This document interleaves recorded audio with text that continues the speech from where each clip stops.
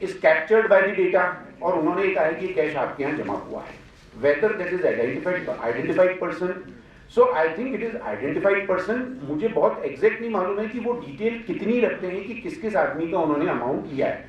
मेरी जो व्यक्तिगत जानकारी है वो डिटेल रखते हैं कि किस किस जिसके नाम से कनेक्शन है उसमें से किस किस का है. तो वो अगर वो डिटेल देंगे और वर्स्ट केस में वो बहुत बल्कि डेटा हो तो वो ये लिख सकते हैं कि ये अनआइडेंटिफाइड पर्सन्स हैं क्योंकि ये डेटा हमारे पास बल्कि है और हम ई मित्र का वर्क करते हैं और ई मित्र का जो कुछ भी रजिस्ट्रेशन है अगर वो मेंशन कर देंगे तो मेरा मानना ये है कि वो प्रॉब्लम नहीं होगी और वो उनके बैंक अकाउंट से एनालाइज कर लेंगे कि इसके यहाँ पर ई मित्र का काम करते हुए similar deposits by and large उन्हीं लेवल पे हो रही है या नहीं. Probably that will be end of the matter, उसमें ज्यादा दिक्कत नहीं होगी.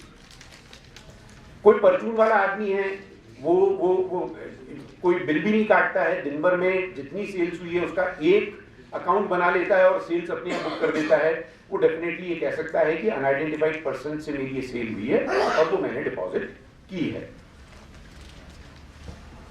I have already mentioned that there is no concept of opening balance or cash in hand.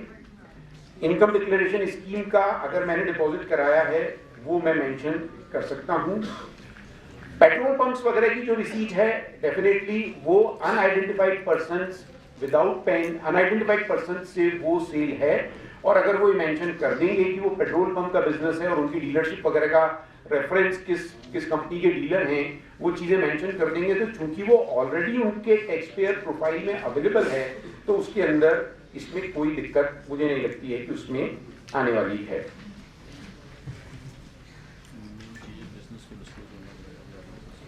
एक इशू ये आ रहा है और ये मैं कह सकता हूं कि अगर किसी ने ट्राई किया हो तो ये हेल्पलाइन बड़ी एक्टिव है. टेलीफोन पे भी वो ऑफ हैंड क्वेरीज को रिस्पॉन्ड कर रहे हैं और मैं यहाँ आया उससे पहले ही किसी ने इंक्वायरी की थी कि ये जो आपने लिखा है कि किसी और अकाउंट में पैसे जमा हो तो वो भी डिटेल हमें देनी है क्या और उसमें केवल एसबीएन की डिटेल देनी है या टोटल डिपॉजिट्स की देनी है. The answer which she received verbally on helpline कि आपको ना केवल उन अकाउंट की डिटेल देनी है लेकिन उसमें total amount deposited SBN as well as new currency दोनों की डिटेल्स देनी है. और मेरा यहाँ ऑफिस बेरर से निवेदन है कि ये इशू ये सब कुछ उन्होंने अब तक हेल्पलाइन में काफी कंपाइल कर लिए होंगे और बहुत अच्छा रहेगा कि ऐसे सब चीजों को वो FAQs के रूप में तुरंत जारी कर दें तो बहुत सारे लोगों का कंफ्यूजन दूर हो सकेगा. लिखा तो एसबीएन नहीं लिखा हुआ एसबीएन है. इसमें जो क्वेरी थी वही थी कि आपने लिखा एसबीएन है लेकिन रेस्पॉन्स ये था और मैं इसीलिए कह रहा हूँ कि देखिए ये इसमें बहुत कुछ सब्जेक्टिविटी है. ये कोई लॉ का कंप्लायंस नहीं हो रही है जहां हम वर्ड टू वर्ड लॉ के हिसाब से चलें. वहां तो उन्हें ये देखना है कि जो कुछ भी डिपॉजिट्स हुई है डिमोनेटाइजेशन के अंदर देखिए क्या है कि सारा काम ये स्वच्छ धन अभियान है. स्वच्छ को अस्वच्छ से अलग करने का अभियान है और उस अस्वच्छ पे प्रोबेबली जो भी टैक्स वगैरह वो लगाना चाहते हैं उसका है. So in that process, whatever they want, it would be in the interest of the taxpayers and in the interest of the government also that they make it absolutely clear what exactly they want, so that there is least difficulty on either side.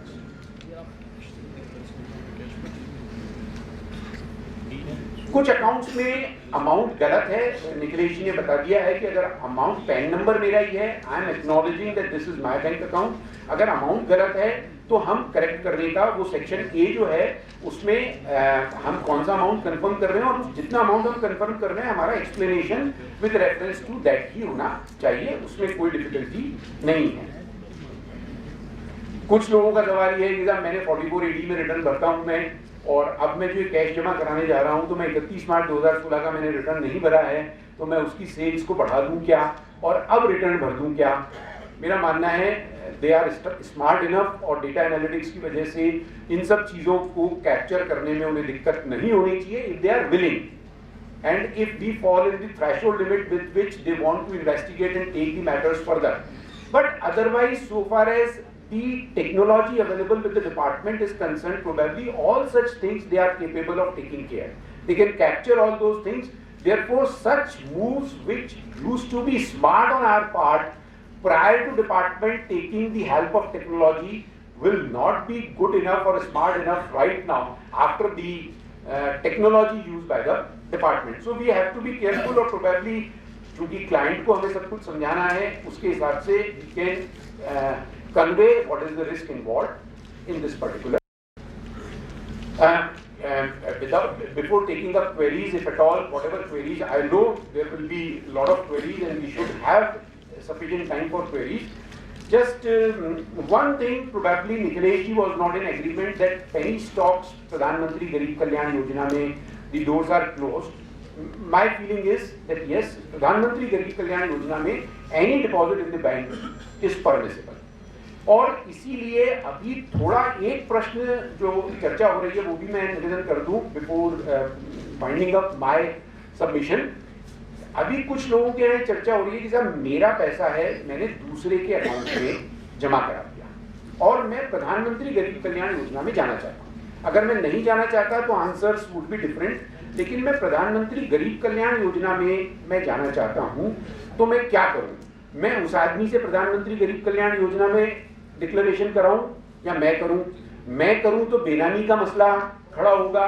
वो करेगा तो उसके बाद से पैसा वापस मेरे पास कैसे आएगा, वो भी एक इशू रहेगा. मेरा मानना यह है कि जो प्रोबेबली 18 जनवरी का एक FAQ इन्होंने इशू किया है, उसमें उन्होंने ये कहा है कि क्वेश्चन नंबर 3 है प्रोबेबली कि आपके अकाउंट में किसी और के यहाँ से RTGS या चेक से या अदर इलेक्ट्रॉनिक मोड से ट्रांसफर हुआ है तो वो भी डिपॉजिट की कैटेगरी में है और आप उसके अंदर गरीब कल्याण योजना में उस डिपॉजिट को एक्सप्लेन कर सकते हैं.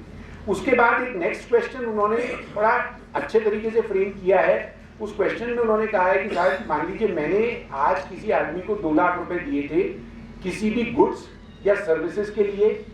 उस आदमी ने वो पैसे ले लिए थे, अपने बैंक अकाउंट में जमा करा लिए थे, लेकिन अब वो ना तो वो माल मुझे सप्लाई कर सकता है या वो सर्विसेज नहीं दे सकता और वो मुझे वापस पैसा दे रहा है चेक से और मैं उसमें प्रधानमंत्री गरीब कल्याण योजना में जाऊं तो क्या होगा? उन्होंने कहा आप आराम से जा सकते हैं. Meaning thereby that all those cases where initially the person tried to get the money deposited in others bank account, they have allowed that those amount money you can get it in your own account और उसके अंदर आप उसके अंदर कर सकते हैं.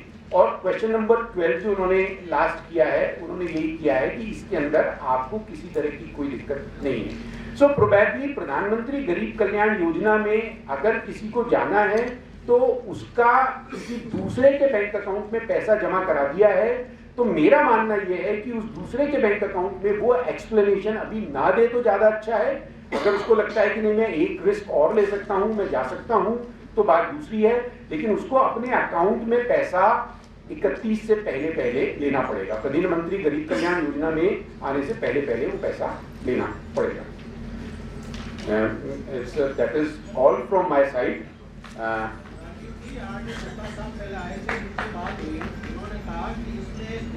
Possible है कि सरकार की नजर में आ गया कि काफी इसमें कमियां रह गई, जैसे ओपनिंग बैलेंस नहीं आया तो इसलिए उम्मीद है कि ये रिवाइज हो गए. Sir it is anybody's guess. देखिए सर ये सब बहुत कयास के मसले हैं. हो सकता है डिपार्टमेंट को भी इसमें कुछ कमियां नजर आ रही हो, कुछ उनको भी डिफिकल्टीज का रेस्पॉन्स फीडबैक डिफरेंट चैनल से उनके पास पहुंचा हो, लेकिन आज हम केवल इस आशा में 10 तारीख से आगे नहीं जा सकते.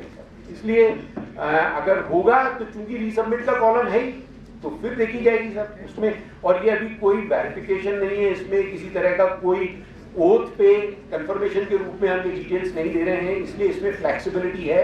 हम अपना स्टैंड रीजनेबली ट्विस्ट कर सकते हैं, reasonably, not beyond A point. Opening balance का मतलब ये तो नहीं है इसका. एक मिनट, अब we can take up queries after. Opening balance को बाइफरकेट किया जाए फिर की ओपनिंग पुरानी सेल है. हाँ वो कर सकते हैं, but then in that case it is not opening balance. So you will have to say it is this much opening balance out of my past saving, this much opening balance out of my sales which I have received in the last year, sale proceeds. तो आपको breakup तो जो इन्होंने किया है उसी में देना पड़ेगा. Merely opening balance will not suffice.